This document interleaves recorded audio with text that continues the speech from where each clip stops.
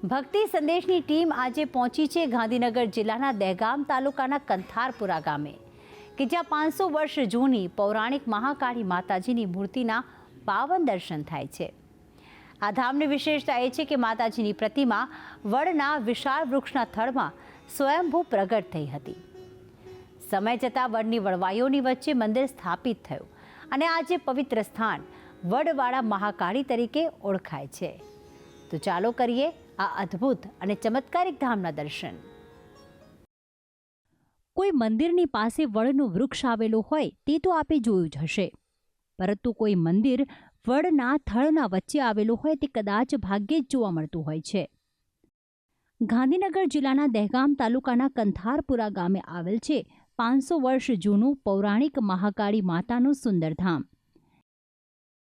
આ મંદિરમાં માતાજીની 500 વર્ષ જૂની મૂર્તિના દર્શન થાય છે, જે સ્વયંભૂ વડના વૃક્ષની વચ્ચોવચ્ચ પ્રગટ થઈ હતી।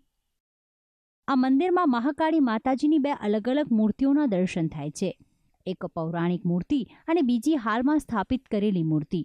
આ બંને મૂર્તિ એટલી સુંદર અને અદ્ભુત છે કે તેને જોતા જાણે માતાજી હાજરા હજુર હોય તેવી અનુભૂતિ થાય છે। વર્ષોથી આ વડ અહીં અડીખમ ઊભો છે અને મંદિરની આજુબાજુ વડની અસંખ્ય વડવાઈઓ જોવા મળે છે, જેથી પ્રવાસીઓ માતાજીના દર્શન કરવાની સાથે આ વડની નીચે થોડોક સમય બેસીને શાંતિનો અનુભવ કરે છે। વિશ્વાસ અને શ્રદ્ધા રાખો તો કોઈ બી માતાજી, પણ અહીંયા મને એટલું એમ માન છે કે વાસનાજીએ એટલે મહાકાળી માતાના દર્શન કરીને જ બીજા જવાનું, અને અહીંયા વડે ગમે છે અને ઘરે પરે પ્રવાસ આવીએ ને એવું અમને લાગે છે।